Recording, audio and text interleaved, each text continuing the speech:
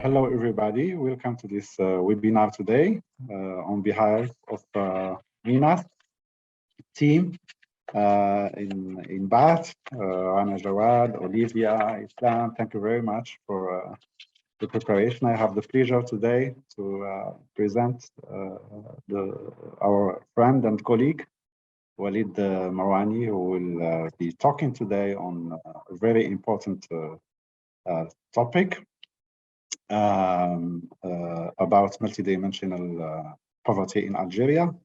But before giving the floor to Walid, I would like to say a couple of words about MENASP, MENA Social Policy Network. It's a collective of scholars who are working on social policy in MENA region, either in or on the region. And social policy is both, as you know, an academic discipline, studying social policy from different perspectives, and a set of measures aiming to increase the well-being of the people, of the whole population, for the whole citizens. So poverty, including multidimensional poverty, is not far from social policy, in addition to inequality, well-being, etc. So I give the floor to Walid, who is a researcher in the High School of Statistics and Applied Economics in Algiers, in Algeria. Walid holds a PhD in economics from the University of Caen-Normandy and a PhD in economics in applied statistics from Algiers.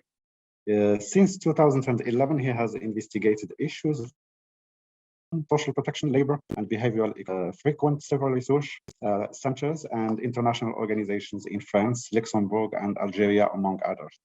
Walid, you have up to 30 minutes for your presentation, and then we will open for the Q&A session. Thank you very much. Go ahead, Walid. Thank you, Hicham. Thank you, colleagues. Hello, everyone. I'm happy to present this study on multidimensional poverty in Algeria. Multidimensional poverty measures the level of deprivation that households and individuals experience during their daily life, like access to education, to health, and to standard of living. I will be using a recent survey undertaken in Algeria in 2019 by UNICEF and the Ministry of Health in Algeria. And I will be using a new framework for Algeria. And this framework is informed by the ongoing debate in the Algerian government and the social strategy of the Algerian government. So my presentation would be as follow. I will first introduce the issue and what are the motivation to tackle the issue of multidimensional poverty, and then I will provide some details about the method that is usually used and what I use in this presentation. Then I will present the Algeria MPI Multidimensional Poverty Index framework, and I will present some empirical result, and they conclude with some policy recommendation in order to reduce poverty. So the extreme poverty has increased in 2020 for the first time since 20 years, according to the World Bank. And between September 2020 and March 2021, there is 7 million people that has been pushed into extreme poverty. There is also a scarcity of data on monometric poverty. So we, in Algeria, for example, data on household budget survey is not available, and the most recent one is the 2010 survey. So multidimensional poverty become a good alternative to measure and update the data on poverty in Algeria. And there is an agreement about the multidimensional aspect of poverty. So monometric poverty is not sufficient to measure the well-being and the poverty population. This is why multidimensional poverty is a good indicator to reflect the well-being of population and their standard of living. So this motivation push us to motivate us to tackle the issue in Algeria. Very quick reminder about the difference between multidimensional poverty and monometric poverty. For example, here in this figure in the left top figure of the slide, we have poverty line in red, and people who are under this poverty line are considered as poor, and the monometric poverty rate will be the number of people under the poverty line divided by the number, the total population. However, multidimensional poverty is quite different. It measures deprivations that people experience during their daily life. For example, if let's suppose that people under this red rectangle are deprived in education, people aren't inside this green rectangle or square are deprived in health, and people in the blue rectangle are deprived in housing. So there is many deprivation, but we can have overlapping between the monometric and the multidimensional poverty. For example, those three people here are multidimensionally poor and monometric monetary poor also. This person also is both multidimensionally poor and monetary poor. So this is just quite reminder about the definition. The multidimensional poverty, as I was saying, is estimate the different deprivation experienced by population, such as like to access to health, education, and inadequate standard of living. There is two main steps when it comes to measure multidimensional poverty. There is two main steps that everybody or the person who want to measure should go through. The first one is to focus on individuals. Individuals are identified based on household achievement to determine if they are below the deprivation cutoff in each indicator. And the second step is that individuals are considered to be multidimensionally poor if the sum of weighted deprivation is higher than the set cutoff. I will explain further these two steps. Here in this slide, I present the steps used to measure multidimensional poverty. The first step is to identify the unit of analysis. We can work on household or individuals. The second step is to select the dimensions and indicators that should be used to measure multidimensional poverty. This step is very important and need sometimes dialogue between all the sectors in the country to choose the right indicators and the most relevant indicators for the country. And this is what we have done in this study. We have discussed with many researchers that work on different field of social policies, and they inform us about the indicators to choose. The third step is to set up a deprivation cutoff for each indicator, and then set up the weight for each dimension and indicator. In this study, we use the same weight for all the indicators, and we suppose that all indicators have the same importance.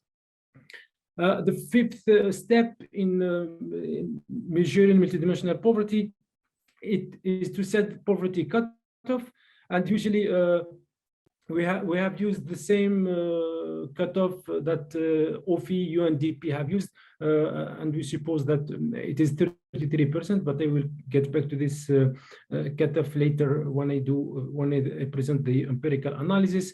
And the last step is to compute the incidence and the intensity of poverty and the multidimensional poverty index. So this is a very simple example about how to measure multidimensional poverty and what the data we have looks like. In the database we have individuals. For example, here we have 4 individuals, and for each individual we have deprivation. So, for example, this individual 2 or person 2 is deprived in education because she didn't complete the number of years of schooling, and she is deprived in water, for example, and she don't have access to water, this person 2. And the person 3 is deprived in all indicators. The person 1 is not deprived in any of the indicators. So this is called the deprivation matrix, and we should give weight for each indicator. For example, here we are giving the same weight for all indicators, the 0.25 for each indicator. From this deprivation matrix, we calculate weighted deprivation matrix, and then we calculate the deprivation score for each individual. The weighted deprivation matrix, it is simply multiplying the weight by the deprivation matrix. So 0.25 multiplied by 1 and so on. And the deprivation score is the total of each row. Okay. So here we have this deprivation score, weighted deprivation score, which is important to measure multidimensional poverty. Individuals are poor if this deprivation score is higher than the poverty cutoff. So here, suppose that the poverty cutoff is 0.5. So we have this person 2 and person 3 that are poor. So the poverty cutoff or the poverty head count is equal to 2 divided by 4, because we have total 4 persons and we have only 2% that are poor. So the poverty head count is equal to 50%. And from this, we can calculate the intensity of poverty, which is equal to the average deprivation score among poor. So individuals, poor people are deprived in 75% of the indicators, and the MPI, multidimensional poverty index, is the multiplication of poverty head count by the intensity of poverty. So this is the method we have used to measure multidimensional poverty in Algeria. However, we have the OFI methodology that was we were based on it. OFI methodology, I will go very quickly. Maybe many of you already know it. They have only three dimensions: health, education, and living standards. And in each dimension, they have definition of, they have indicators and the definition of cutoff, deprivation cutoff for each indicator. This table review the details of OFI methodology. For example, I will not go through all the indicators. For example, here, years of schooling, the definition of this indicator for OFI is that the individual is deprived if there is no eligible household member that has completed 6 years of schooling. You will see that for Algeria, we will change this 6 year. It will be another indicator in line with the Algerian policy and what the social law in Algeria says. So to not lose time, I will move to the Algerian context, and the data that we have used is the Mix 6 survey that has been undertaken in 2019. It is a national representative survey covering more than 29,000 households. As I said before, the unity of analysis is individuals and not households. So I focus on each individual, each member of household, and we have more than 151,000 individuals in the database. And we focus on variables related to multidimensional poverty and SDGs. So if I use the OFI methodology as it was given, I will find very low poverty incidence. It is equal to 4.76. which is close to what OFI present in their report. But I will not use the OFI framework as it was provided, but I will modify it slightly, and they will modify the definition of each indicator. So this is the framework we have used for Algeria. So you can see that we have two additional indicators on employment and financial inclusion. So we have education, health, standard of living, but we have two additional indicators. And in each indicator, the definition that we have adopted is quite different. For example, for education dimension, years of schooling, the individual is deprived if he live or she live in a household with no member of the household has completed 9 years of education. Because in Algeria, it is mandatory to finish to complete 9 years of education. So I haven't used the OFI 6 years of education, but I have changed it according to the Algerian law. School attendance, the definition of indicator is the individual is deprived if he lives in a household where at least one child aged between 6 and 15 years old at the start of the school is not in school. So this individual will be considered as deprived.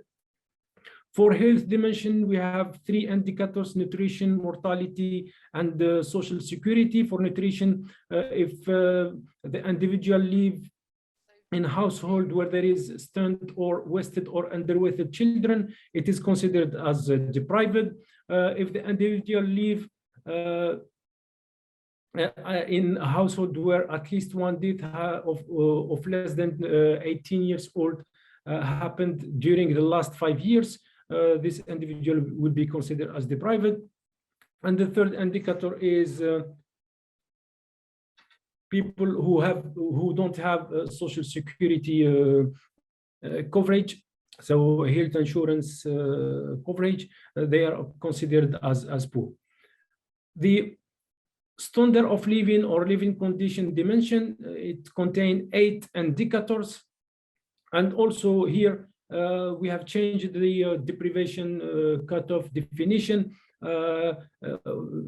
People for water indicator, household is the individual is deprived if he is living in a household with no connection to the drinking water network. And for example, electricity, we don't consider access to electricity, but we consider individual as deprived if he live in a household without an electric meter, because there is some household who have electricity, but they don't have electric meter. They bring electricity informally from their neighborhood. Overcrowding also is an indicator, an interesting indicator for standard of living. How an individual is deprived in this indicator if he lives in a household where 3 or more people sleep in one room. And there is another interesting indicator here, the last one, which measure the access to asset like internet, and television, and so on. So this indicator will be determinant of the multidimensional poverty.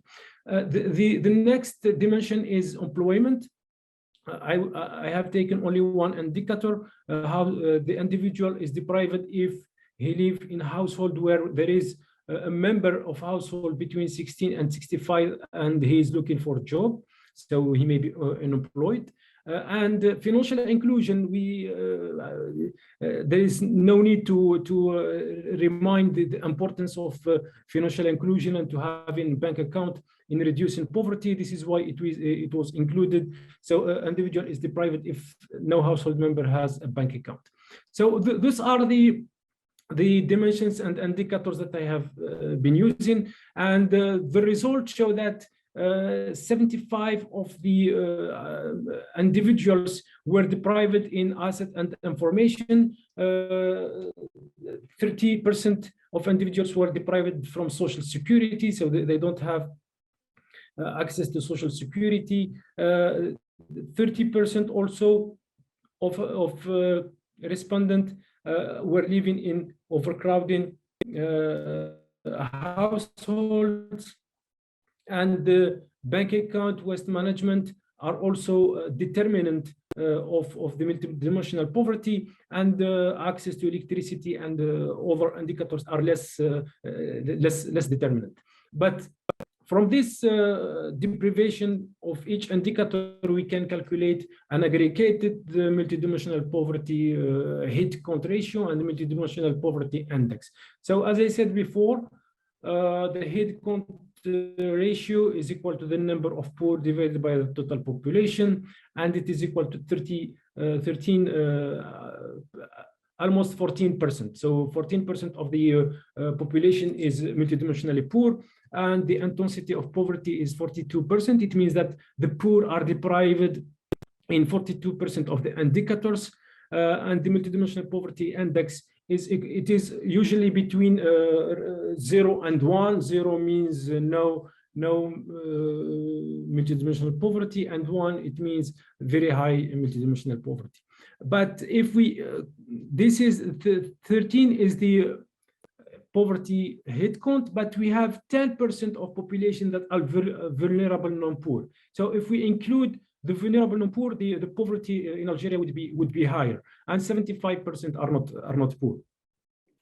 There is a very interesting differences between regions, between rural and urban area, and between regions in Algeria in terms of poverty. We can see clearly that poverty, multidimensional poverty, is higher in rural area, and this is valid for all the regions in the north, in the northeast, the northwest. In all the regions, multidimensional poverty in rural area is higher than urban area. It's quite higher, and we can see that in high plateau, center, east, and west, the multidimensional poverty is quite higher comparing to the north center and to the northeast.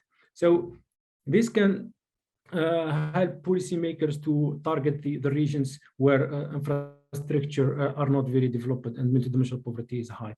The gender disaggregation also show that there is small difference between male and female regarding multidimensional poverty, but this difference decrease with level of education. For example, for people with primary education, we have male more likely to be poor than female, slightly more likely. For people with medium education, there is also small difference, but for the university level, there is no difference between male and female. This will tell us about the role of education in reducing the inequalities and gender inequalities and multidimensional poverty also.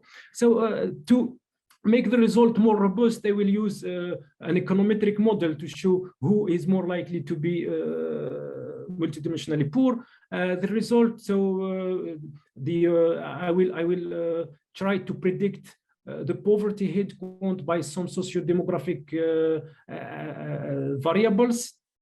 So and also see whether social people who benefit from social protection programs are less likely to be poor, and the results are quite interesting, as we will see. So the youth were more likely to be poor than adult people. Female were 1.25 less likely to be poor comparing to male. Education has a positive impact on poverty. More educated people are less likely to be poor. People in rural area, as we have seen in the descriptive statistics, were 3 times more likely to be poor comparing to people in urban area. And here we have people in the northeast are more 1.3 43 times more likely to be poor comparing to people in the North Center. And you can see that, for example, in High Plateau, we have almost 2 times people in this area are 2 times more likely to be poor comparing to people in the center, which is our reference variable. People who benefit from social housing aid, they distinguish between housing benefit and other social benefit, because the housing benefit has another impact. The people who benefited from housing benefit are less likely to be poor, but people who benefit from social assistance like cash transfer, the small amount of cash transfer and so on, are more likely to be poor. So this means that the social benefit, maybe they are not efficient to reduce poverty comparing to housing aid, and this can be confirmed through this last slide before concluding. It shows that there is some exclusion and inclusion errors in social protection programs in Algeria. For example, people who receive cash transfer, and here I don't know if you see the legend, but this blue is people who are poor, vulnerable, non-poor, and then people who are non-poor, and then the total population. So we can see that, for example, 8% of poor receive cash transfer, but 7% of vulnerable non-poor receive cash transfer, and 7% of non-poor receive cash transfer. So there is an incoherence of targeting in cash transfer benefit, and also in other benefits such as social assistance for children in school and so on. Another interesting result is the housing benefit, where around 35–36% of the population have received housing benefit, and there is no big difference between poor and non-poor. This is also this need to be discussed around at the policy makers and the stakeholders levels. And social insurance cover mainly the non-poor. 49% of non-poor are covered by social insurance, and 8% of poor are covered by social insurance, and vulnerable non-poor are only 70% of them are covered by social insurance. Social insurance in Algeria is contributory, so this what explained that non-poor could not contribute to social insurance and are less likely to be covered. So those are the main result of this study, and some policy recommendation to that are the output of the study is what we can recommend is to facilitate access to equipment and information, because we have seen that access 75% of people are deprived in asset. Rethink social protection programs to target poor more effectively. We have seen that the targeting mechanism should not be very efficient. We have seen some inclusion and exclusion errors.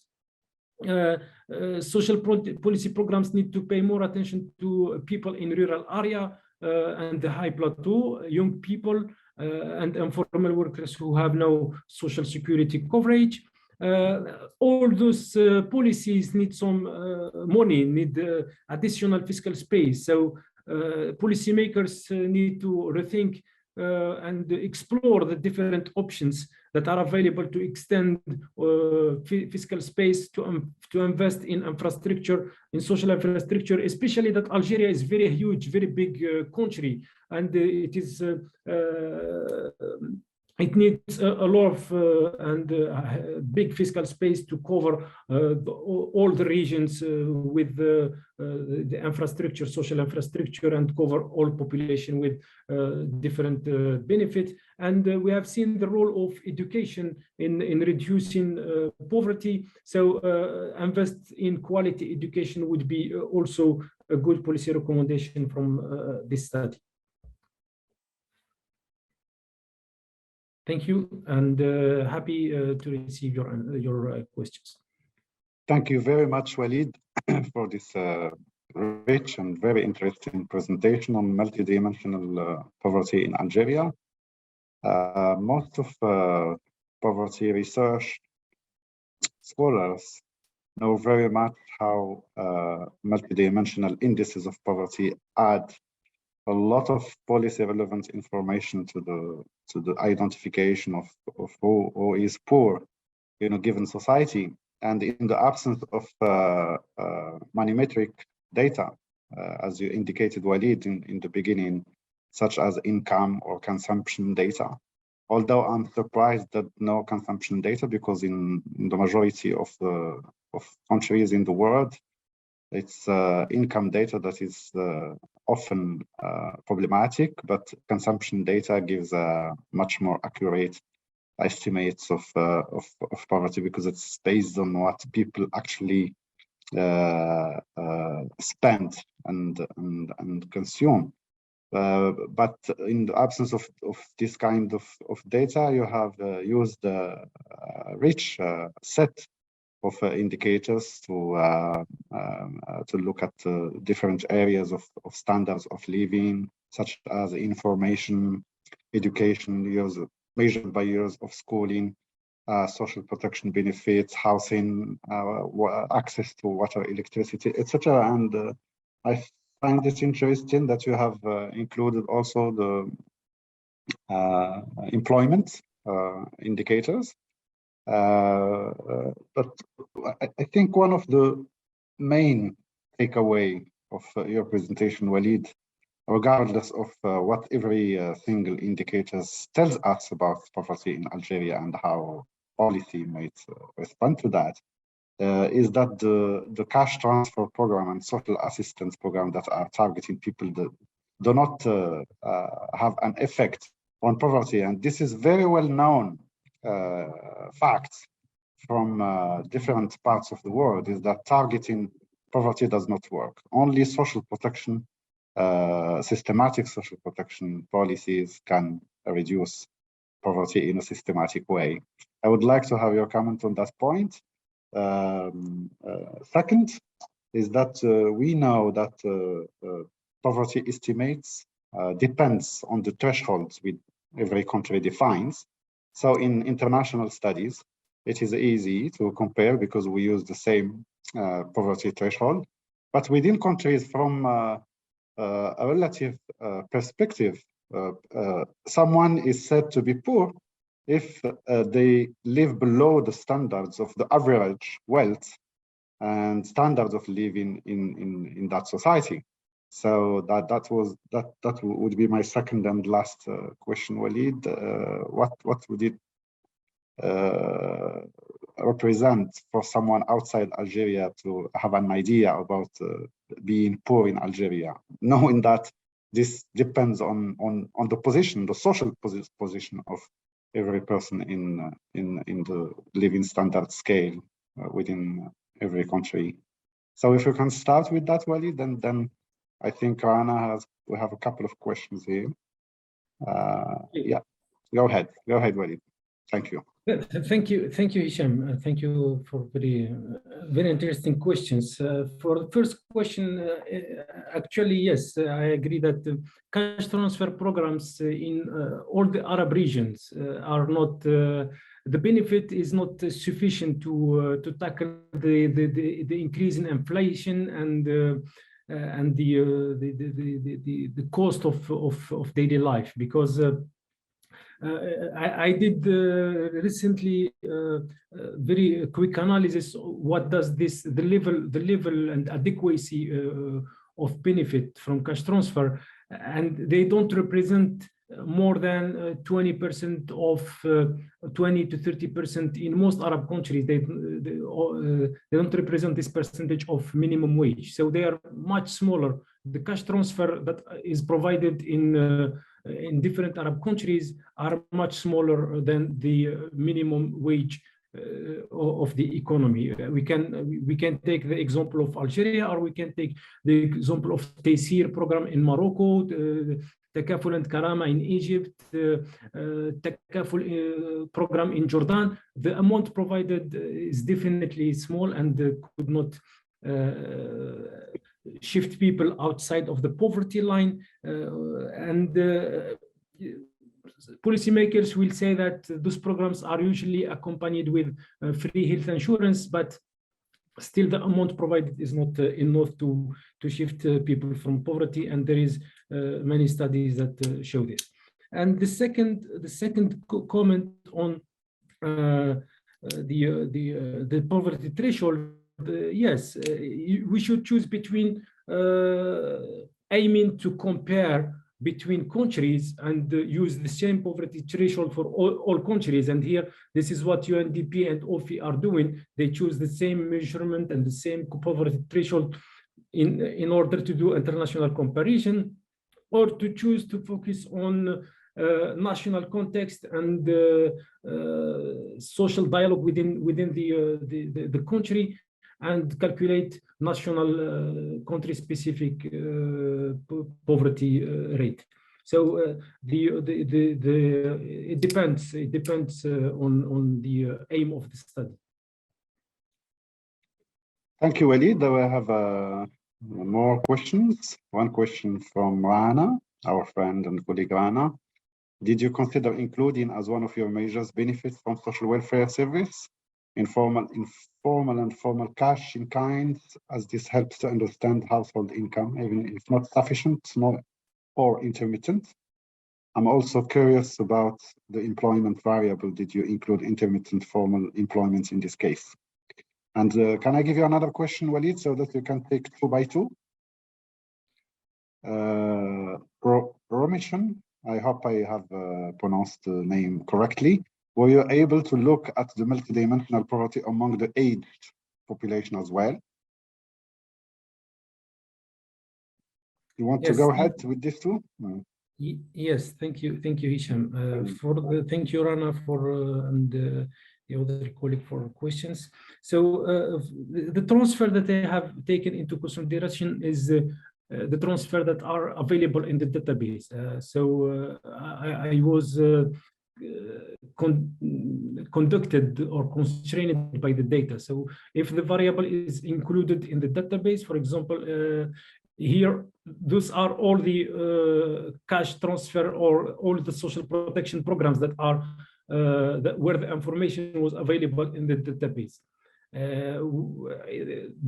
And they are quite comprehensive. The advantage of mixed survey is it was well done, and it was quite comprehensive. For the first time in Algeria, they included questions on cash transfers and social protection.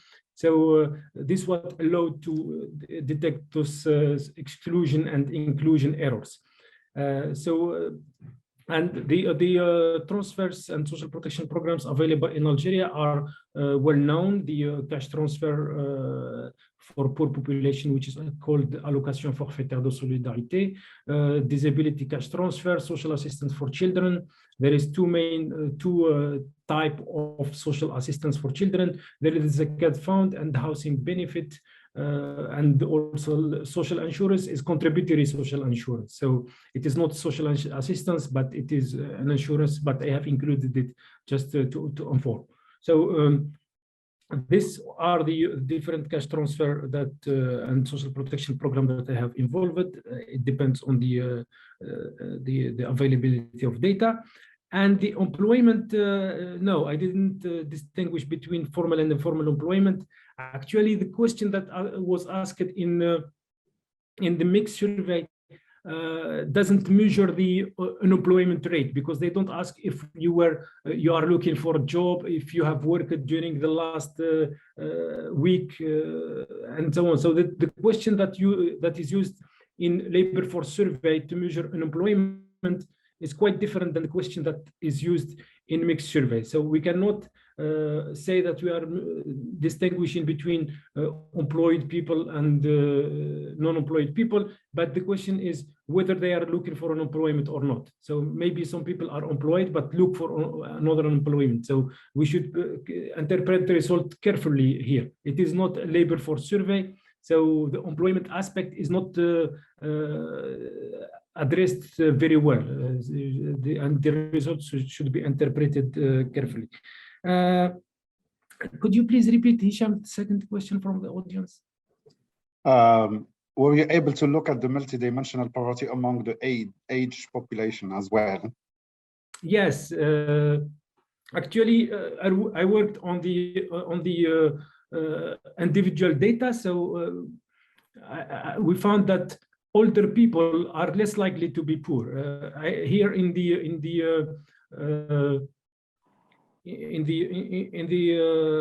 econometric model, we find that youth between 15 and 30 years old are more likely to be poor, but we have more disaggregated data, and we can see that elderly population from 16 and above are less likely to be multidimensionally poor, which could be explained by the fact that they have already accumulated many years of working, and they are receiving pension and so on. We didn't look for the determinant of elderly multidimensional poverty, but they're included in the survey, and they are less likely to be poor comparing to youth and adult. Yes, thank you. I think it's also it can be sensitive to the kind of indicators included in the index, and sometimes it's very difficult to include the indicators that are sensitive to all age groups. So I guess that the index is not very sensitive to the elderly population, which is in. If we look in the demographics of Algeria, like the other Maghreb countries, it's a minority of the population so far. It's shifting, but the major issues are among the children and young and working age population.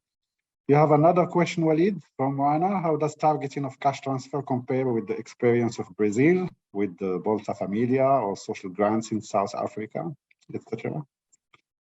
Well, also for Hicham, that question, sorry. So we don't, yeah, thank you, Hicham. Welcome, Moana. You mean what is the target mechanism, or? No, how if you compare with the cash transfer in Latin American experience, how does it compare with the cash transfer in Algeria in terms of its impact on poverty reduction?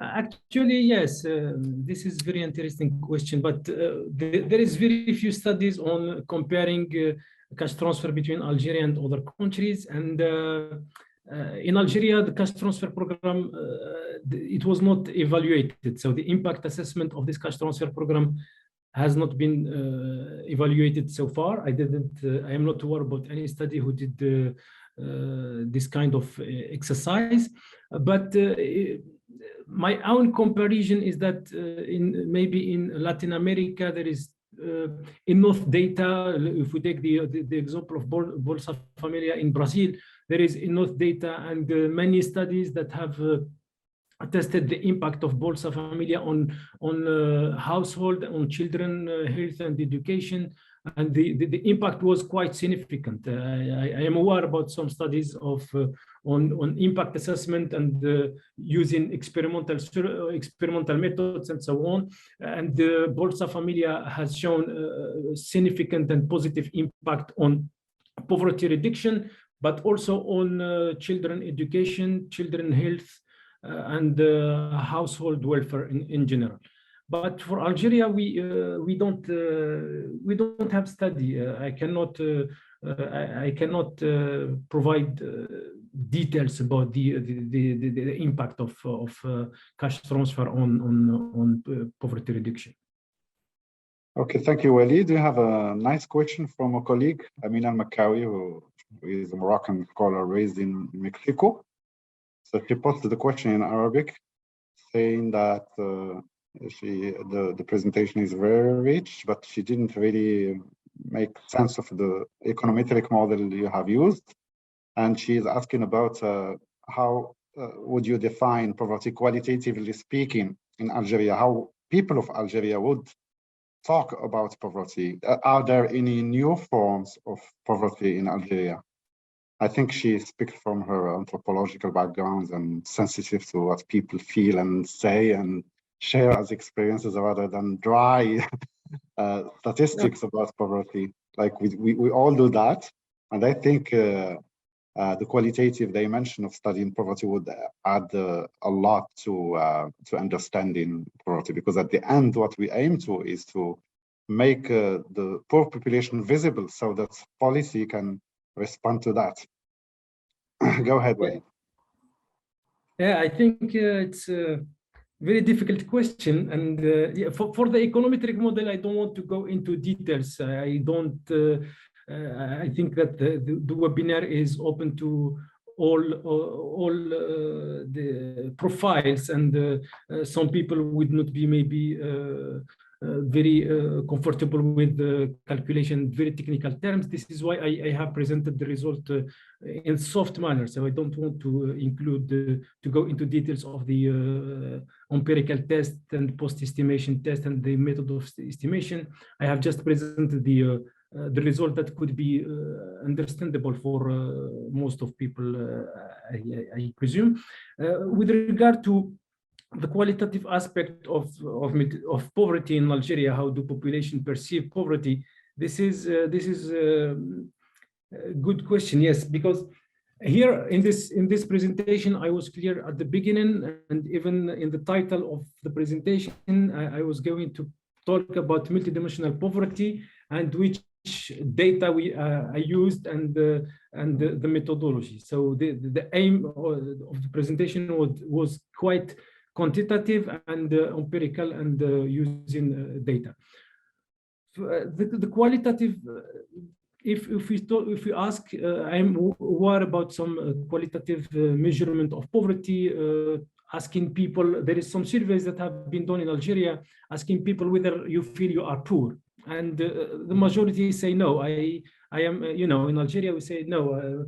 There is a proverb, they say, many people repeat it, we don't have, but we don't need. So so very few people will say I am poor, even if their income is low. So this is opinion. If we do an opinion survey, maybe the poverty rate will be low. Will not. This is my answer. I don't know if I answered the question, but yes. Yeah. Yes. Excellent. But I think the issue of stigma depends on how the narratives about poverty in a given cultural context. There are always ways to study poverty, and this is where the study of inequality becomes relevant as well, because when we study poverty, we just divide the society into two groups, poor and not poor, but the inequality looks at the distribution across the whole population, and I think for us as social policy scholars, we need to study both poverty and inequality to evaluate the impacts of social policies. And I think there is a last question for you, $1 million question, Walid. I think I have seen a question here. No, I was mistaken. Sorry. Thank you very much, Walid, indeed. Is there any other questions, or am I mistaken? Hicham, I think there is. Sorry to interrupt you. I think there's a question from Adil in the chat. Is there not? Oh, sorry. So I think I have missed it. Adil, yes. Do we have relevant experience in terms of, sorry, Adil, about that. Do we have any relevant experience in terms of social subsidies reform in MENA region that succeeded to reduce poverty and that Algeria can imitate? Go ahead, Walid. Yes, difficult question and very topical question, because in many MENA countries we are talking about subsidy reform and the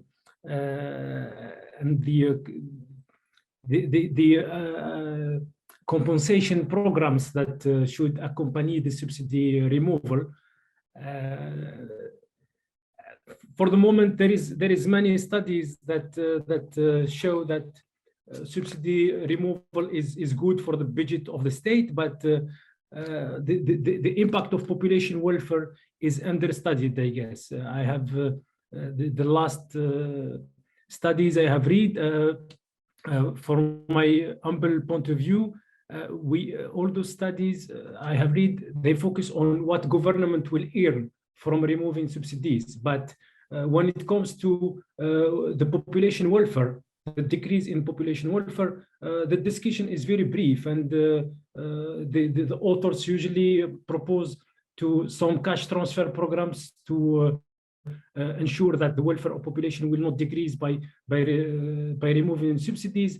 But this cash transfer, targeted cash transfer, is under discussed, I guess, because today in MENA region and the Arab countries, we have many cash transfer targeting cash transfer programs, and we have problem with the targeting method.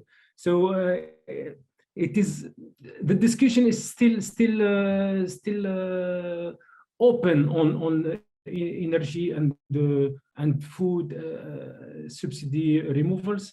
So from my own point of view, I'm not convinced about removing subsidies if there is no serious study that take into account population welfare and not only what government will earn from removing subsidies. So this is my point of view, but it is very, the literature is very different. Some people are, they propose and they recommend energy subsidy in general, subsidy removal, and some studies they don't recommend this, and I think it should be done carefully, depending on the country's context and depending on the country's priorities. And we can see what subsidy removal can do as protest and so on. So many protests, and population has gone to the street because of subsidy removal. So I think we should choose the moment, the time, the right time, and we should do the reform carefully, taking into account population welfare. If there is no study that proves that population welfare will stay the same, I think that the subsidy removal will not be recommended. Yes, thank you very much, Walid. Thank you very much, Rana and Olivia, Islam, and the whole team from Baath for centering today the network into the Maghreb. So there are, for people who haven't attended so far other events, there are other webinars coming in. Please visit the website of the network, MENASP, and subscribe to the newsletter if you have not yet, in order to follow the network activities about research and on social policy in the region. Thank you so much, everybody. Thank you, Walid, again, for a rich presentation. That was brilliant, and we are perfectly on time. Over to you, Rana, if you want to say something. No? Okay, Olivia. No, just to say thank you as always. You said it all, Hicham. Thanks to Olivia and Islam, who are always in the background and and keeping things moving. Thank you all. Thank you so much. See you again soon. Thank you, Walid. Thank you. Thank you. Bye-bye. Bye-bye. See you later. Bye.